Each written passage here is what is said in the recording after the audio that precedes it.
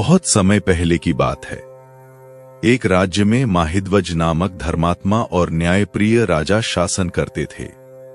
वे भगवान विष्णु के परम भक्त थे और अपनी प्रजा के प्रति गहरा प्रेम रखते थे। उनके राज्य में सुख और शांति का माहौल था और सभी लोग राजा का सम्मान करते थे। हालांकि राजा का छोटा भाई वज्रध्वज अत्यंत ईर्ष्यालु और क्रूर स्वभाव का था। उसे अपने बड़े भाई की लोकप्रियता बिल्कुल पसंद नहीं थी।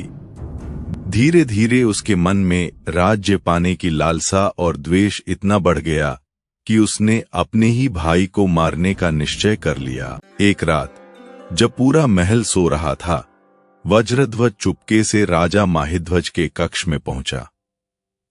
राजा उस समय गहरी नींद में थे। वज्रध्वज ने निर्दयता से उनकी हत्या कर दी और किसी को बिना बताए उनके शरीर को जंगल में ले जाकर एक पीपल के पेड़ के नीचे दबा दिया। अकाल मृत्यु और उचित अंतिम संस्कार न होने के कारण राजा माहिध्वज की आत्मा को शांति नहीं मिली। वे प्रेत योनि में भटकने लगे। उनकी आत्मा उसी पीपल के वृक्ष के आसपास दुख और पीड़ा में भटकती रहती थी। जंगल से गुजरने वाले लोग अजीब आवाजें सुनते और भयभीत हो जाते। कई वर्ष बीत गए। एक दिन महान तपस्वी धौम्य ऋषि उस जंगल से होकर गुजर रहे थे। तभी उन्हें किसी के रोने और कराहने की आवाज सुनाई दी। अपनी दिव्य दृष्टि से उन्होंने देखा कि एक पीड़ित आत्मा वहां भटक रही है।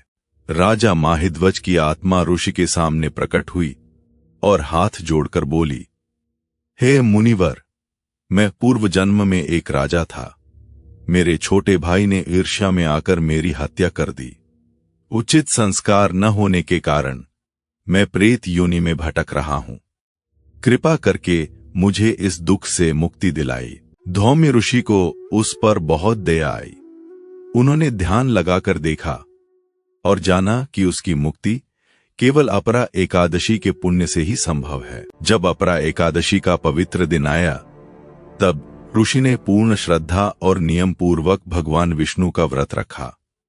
उन्होंने दिन भर उपवास किया, भगवान विष्णु की पूजा की, मंत्र जाप किया और रात्रि जागरण किया। द्वादशी के दिन व्रत पूरा होने पर धौम्य ऋषि ने उस व्रत का सारा पुण्य राजा माहिध्वज की आत्मा को समर्पित कर दिया। जैसे ही अपरा एकादशी का पुण्य राजा को प्राप्त हुआ, उसी क्षण उनका प्रेत रूप समाप्त हो गया। उनका शरीर दिव्य प्रकाश से चमक उठा। आकाश से एक सुंदर दिव्य विमान उतरा और देवताओं ने पुष्प वर्षा की।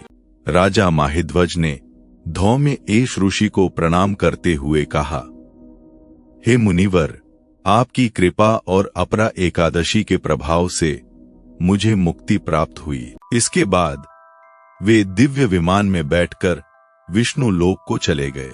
जो व्यक्ति श्रद्धा और सच्चे मन से अपरा एकादशी व्रत करता है, भगवान विष्णु उसकी सभी बाधाओं और पापों का नाश करते हैं। यह व्रत दुख, भय और नकारात्मक कर्मों से मुक्ति देकर जीवन में सुख, शांति और अंत में मोक्ष प्रदान करता है।